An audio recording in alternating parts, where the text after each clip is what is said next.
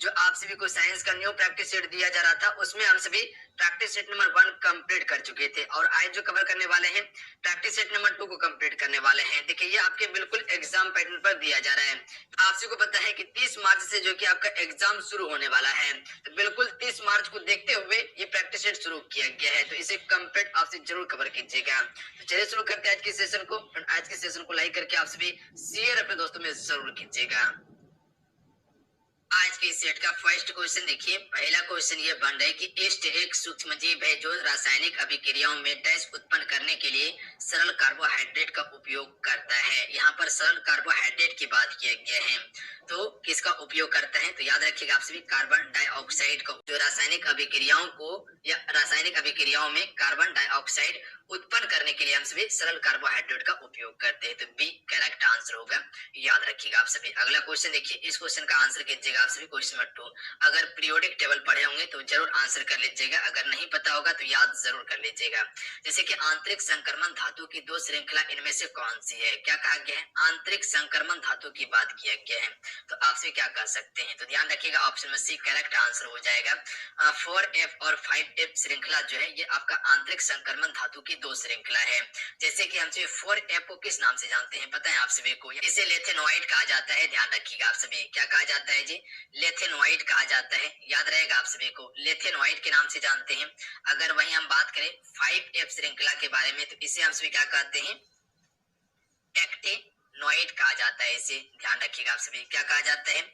Actinoid कहा जाता है। याद रखिएगा आप सभी देखे होंगे आवर्त सारणी का दो निचला जो पंक्ति होता है वही तत्व है ये आपका। ऑप्शन में सी करेक्ट आंसर होगा। अगला क्वेश्चन देख लीजिएगा। क्वेश्चन नंबर 3 है कि निम्नलिखित कथनों में से विचार कीजिए।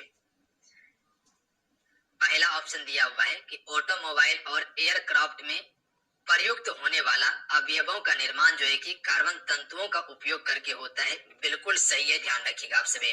उसके बाद ऑप्शन नंबर 2 जो दिया हुआ है कि कार्बन तंतु एक प्रकार का प्रयुक्त होने वाला पुनर्चक्रित नहीं किए जा सकते हैं, तो ये गलत है। ध्यान रखिएगा, सिर्फ ऑप्शन में ए इसका बिल्कुल करेक्ट आंसर हो जाएगा। केवल एक इसका सही होगा। ध्यान रखिएगा, ये आपका गलत है। जबकि सही क्या है? ऑप्शन में एक जो है ये आपका बिल्कुल सही है कि ऑटोमोबाइल और एयरक्राफ्ट में प्रयुक्त होने वाला अवयवों के निर्माण में कार्बन तंतु का हम सभी उपयोग करते हैं।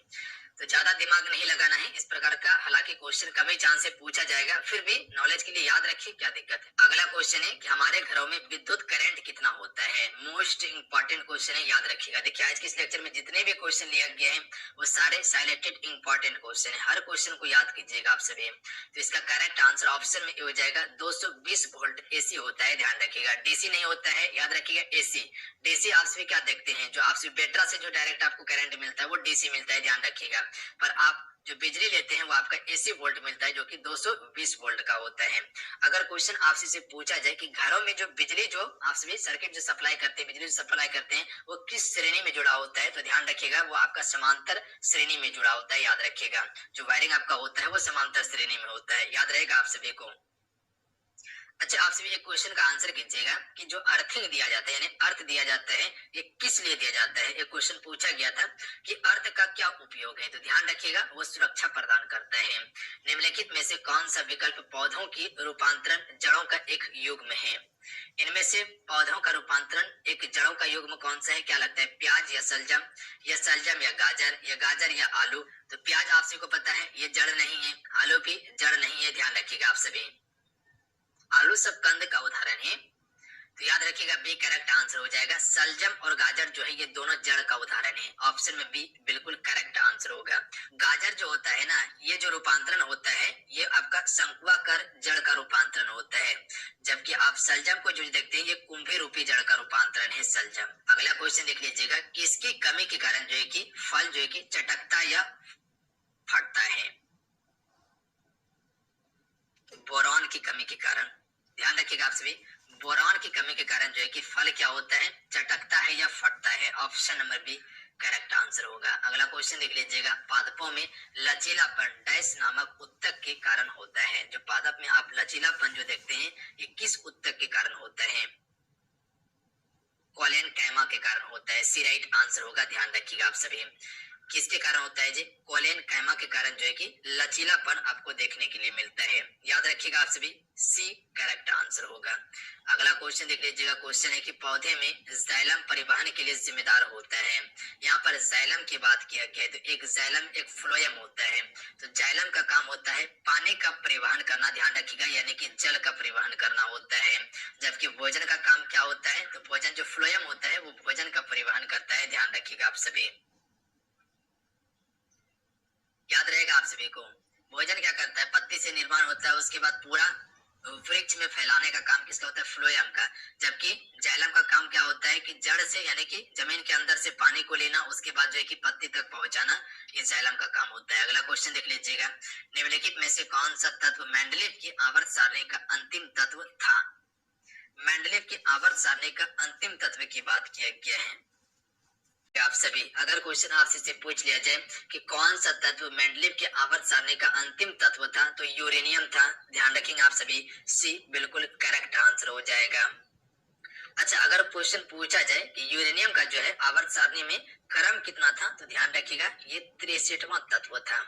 अगला क्वेश्चन देख लीजिएगा। क्वेश्चन नंबर 10 है कि एक कोशिका दो समान अनुजात कोशिकाओं में विभाजित होने की क्षमता को डैश कहा जाता है? इसे द्विविभाजन के नाम से जानते हैं। क्या कहा जाता है? इसे द्विविभाजन के नाम से जानते हैं। याद रखिएगा आप सभी, ऑप्शन नंबर सी बिल्कुल करेक्ट आंसर होगा। क्वेश्चन क्या कहा गया है कि एक कोशिका की दो समान अनुजात कोशिकाओं में विभाजन होने की क्षमता को हम सभी क्या कहते हैं? द्विविभाजन कहा जाता है या द्विविभाजन कहा जाता है। अगला क्वेश्चन है कि गेजला बेनेटी जो है डैश का एक वैज्ञानिक नाम है। तो याद रखिएगा ये चिंकारा का वैज्ञानिक नाम है। इसका है जी चिंकारा का। अच्छा, हाथी का वैज्ञानिक नाम क्या होता है? एलिफस मैक्सिमस इसका वैज्ञानिक नाम है। अच्छा, शेर का क्या होता है वैज्ञानिक नाम? तो ध्यान रखिएगा पेंथरा लियो। क्या है जी? पेंथरा लियो शेर का वैज्ञानिक नाम है। अच्छा, जंगली गधा का वैज्ञानिक नाम क्या है? तो ध्यान रखिएगा इक्विस अफ्रीकांस एसिनस होता है, ध्यान रखिएगा आप सभी। अगला क्वेश्चन देख लीजिएगा। क्वेश्चन है कि निम्न में से किसमें पूर्ण आंतरिक परावर्तन शामिल नहीं है? इनमें से किसमें जो है कि पूर्ण आंतरिक परावर्तन शामिल नहीं है? जैसे कि आप सभी रेगिस्तान में मृग तृष्णा चमकते हुए देखते हैं, वो आपका पूर्ण आंतरिक परावर्तन के कारण ही आपको दिखाई पड़ता है। हीरे की झिलमिलाहट यानी कि चमक जो देखते हैं, वो आपका पूर्ण आंतरिक परावर्तन का ही उदाहरण है। ऑप्टिकल फाइबर में प्रकाश किरणों का जो संचरण होता है, वो भी आपका पूर्ण आंतरिक परावर्तन का ही उदाहरण है। जबकि आपका कैलिडोस्कोप जो होता है, ये पूर्ण आंतरिक परावर्तन का उदाहरण नहीं है। ध्यान रखिएगा, ऑप्शन में बी बिल्कुल करेक्ट आंसर हो जाएगा। अगला क्वेश्चन देख लीजिएगा। क्वेश्चन है कि प्रकाश एक अनुप्रस्थ तरंग है, यह सिद्धांत करने वाला एकमात्र घटना कौन सी है? इनमें से कौन सी एक घटना है जो ये बताता है कि प्रकाश एक अनुप्रस्थ तरंग है? तो ध्रुवीकरण की घटना है। ध्यान रखिएगा, ऑप्शन नंबर क्या हो जाएगा? डी करेक्ट आंसर हो जाएगा। तो डी यहाँ पर सी में दिया हुआ है, तो डायरेक्ट यही याद रखिए ना कि ध्रुवीकरण ये बताता है कि प्रकाश क्या है? एक अनुप्रस्थ तरंग है। अगला है मानव रीढ़ हड्डी स्तंभ में कितनी हड्डी होती है? इसे आप सभी स्टार मार के याद रखिएगा। क्या कहा गया है कि मानव रीढ़ हड्डी के स्तंभ में कितनी हड्डी होती है? तो ध्यान रखिएगा कुल 33 हड्डी होती है। कितनी हड्डी होती है जी? 33 हड्डी होती है, ध्यान रखिएगा आप सभी। यहाँ पर रीढ़ की बात किया गया, जो पीछे आप सभी मानव के शरीर में देखते हैं वो रीढ़ की हड्डी है। अगला है निम्न में से कौन सा जल जनित रोग का एक उदाहरण है? जल जनित रोग की बात किया गया है। अतिसार, याद रखिएगा सी करेक्ट आंसर हो जाएगा। अतिसार रोग। अच्छा, जल जनित रोग में क्या कहा जाता है? जैसे हाइजा, ये आपका जल जनित रोग का ही उदाहरण है, जो कि मोस्ट इंपॉर्टेंट है, कई बार क्वेश्चन पूछा गया है। अगला क्वेश्चन देख लीजिएगा। निम्नलिखित में से कौन सी विशेषता का उपयोग प्रोटिस्टा जीवों द्वारा संचरण के लिए किया जाता है? यानी कि गति करने के लिए कर सकते हैं या गतिशील कर सकते हैं हम सभी। तो ये किसका उपयोग करते हैं? जैसे सिलिया का भी करता है, पता है आप सभी को, या कसाबीका का भी प्रयोग करता है। तो ऑप्शन में बी करेक्ट आंसर होगा। यानी कि गतिशील होने के लिए उपयोग जो करता है प्रोटिस्टा जीव, तो हमसे कह सकते हैं कि ये कसाबीका या सिलिया भी कह सकते हैं, सिलिया का भी उपयोग करते हैं। अगला क्वेश्चन देखिए, क्वेश्चन 17 है। चलिए इस क्वेश्चन का राइट आंसर बताइएगा। रेंटजेन के बारे में कहा गया है कि विल्हेम कॉनराड रेंटजेन जो है ये किसकी खोज के लिए जाना जाता है? तो आप सभी को पता होना चाहिए, बिल्कुल, एक्सरे की खोज के लिए ये जाना जाता है, सी करेक्ट आंसर होगा। अगला क्वेश्चन देख लीजिएगा, निम्नलिखित में से क्या अम्लीय प्रबलता का सही बढ़ता क्रम है? अम्लीय प्रबलता की बात किया गया है, आप सभी को बढ़ते क्रम की बात किया गया, तो बी करेक्ट आंसर हो जाएगा। HF हो जाएगा, उसके बाद HCl हो जाएगा, उसके बाद जो है कि Br हो जाएगा और उसके बाद HI हो जाएगा। तो ये आपका एक बढ़ते क्रम है। अगला क्वेश्चन देख लीजिएगा, वायुमंडल में कौन सा निष्क्रिय गैस नहीं पाई जाती है? इनमें से कौन सा वायुमंडल में नहीं पाई जाती है? तो ध्यान रखिएगा, रेडॉन ये नहीं पाई जाती है, जबकि ऑर्गन हो गया, क्रिप्टॉन हो गया और जेनॉन हो गया, ये सभी आपका वायुमंडलीय निष्क्रिय गैस है, जबकि आपका रेडॉन नहीं है। अच्छा, अभी जो है कि आधुनिक आवर्त सारणी की बात किया जाए तो इसमें जो है कि समूह 18 जो है आपसे देखते हैं, ये आपका क्या है? निष्क्रिय गैस का ही एक प्रकार है, ध्यान रखिएगा, समूह 18 आवर्त सारणी में। अगला क्वेश्चन देख लीजिएगा, निम्नलिखित में से कौन सा एक विली टेकर के द्वारा दिए गए 5 किंगडम वर्गीकरण का हिस्सा नहीं है? देखिए, विली टेकर ने 5 किंगडम का वर्गीकरण किया था, जिसमें क्या क्या रखा था? मोनेरा को रखा था, ध्यान रखिएगा आप सभी, किसको रखा था जी? मोनेरा को रखा था। उसके बाद जो है कि प्रोटिस्टा को रखा था, ये प्रोटिस्टा को रखा था। उसके बाद जो है कि ये कवक को रखा था, कवक को रखा था। उसके बाद जो है कि ये प्लांट को रखा था या प्लांटे कॉलेज से, और उसके बाद जो है कि ये एनिमिलिया को रखा था। तो याद रखिएगा, ये आपका व्हिटेकर का वर्गीकरण है जो कि 5 किंगडम का है। तो इसमें नहीं रखा गया, प्रोटोजोआ को नहीं रखा गया था, तो ये इसका हिस्सा नहीं है, जबकि आपका ये सभी हिस्सा है। अगला क्वेश्चन देख लीजिएगा, आधुनिक आवर्त सारणी में डैश उपधातु होते हैं? तो 7 उपधातु है, ध्यान रखिएगा आधुनिक आवर्त सारणी में। तो कौन कौन सा वो आपका उपधातु है जो कि आवर्त सारणी में है? तो याद रखिएगा, पहला बोरॉन रखिएगा, उसके बाद सिलिकॉन, उसके बाद जर्मेनियम, उसके बाद आर्सेनिक, उसके बाद जो है कि एंटीमनी, उसके बाद जो है कि टेल्यूरम, उसके बाद जो है कि पॉलिनियम हो जाएगा। ध्यान रखिएगा, आप सभी लिख देते हैं इसका प्रत्येक चिन्ह, जैसे कि बोरॉन को हम सभी बी से दर्शाते हैं, उसके बाद जो है कि सिलिकॉन को हम सभी SI से दर्शाते हैं, उसके बाद जो है कि जर्मेनियम को हम सभी GE से दर्शाते हैं, उसके बाद जो है कि आर्सेनिक को AS से दर्शाते हैं, इसका प्रतीक चिन्ह है। एंटीमनी को SB से दर्शाते हैं, उसके बाद जो है कि टेल्यूरियम को जो है कि हम सभी AA से दर्शाते हैं, ध्यान रखिएगा। उसके बाद एक आपका पॉलिनियम हो जाएगा, तो याद रखिएगा आप सभी। अगला है, परमाणु बम निम्नलिखित सिद्धांतों में से किस पर आधारित है?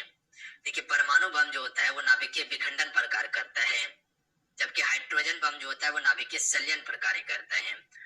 अगला क्वेश्चन देख लीजिएगा, निम्नलिखित सोडियम यौगिकों में से किसका उपयोग हम सभी कठोर जल को नरम करने के लिए करते हैं या किया जाता है? तो याद रखिएगा, सोडियम कार्बोनेट का उपयोग करते हैं हम सभी। तो सोडियम कार्बोनेट का रासायनिक सूत्र क्या होता है? Na2CO3 होता है, ध्यान रखिएगा, ऑप्शन में ए बिल्कुल करेक्ट आंसर होगा, याद रखिएगा आप सभी। अगला क्वेश्चन देख लीजिएगा, एथिलीन अल्कोहल या एथिल अल्कोहल को सोडियम लवण के जलीय विलयन का सबसे संभावित पीएच क्या होता है?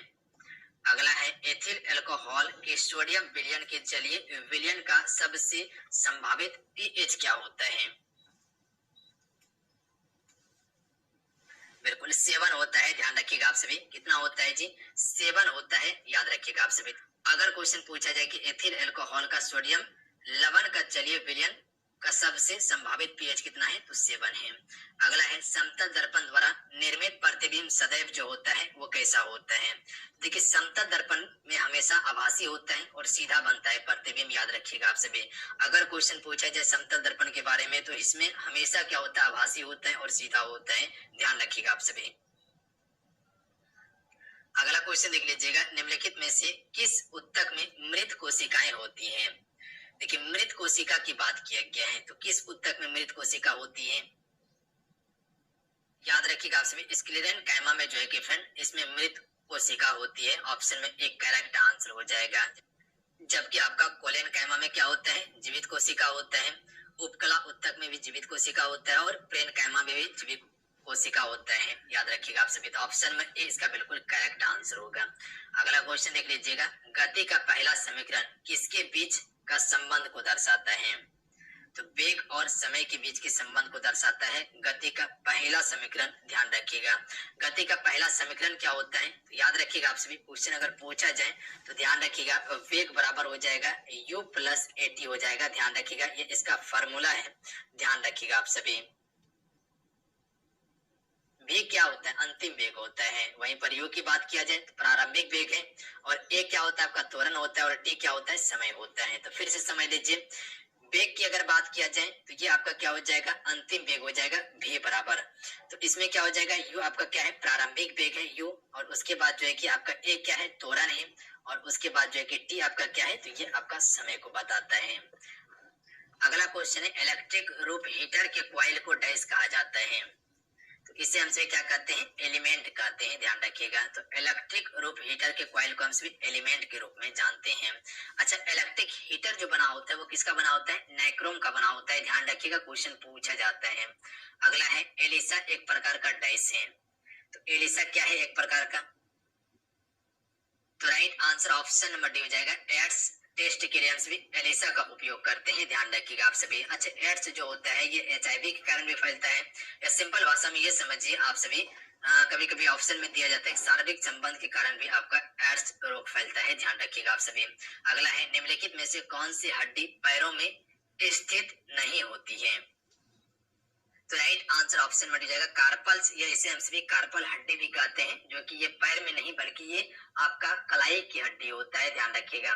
किसकी हड्डी होता है, कलाई की हड्डी।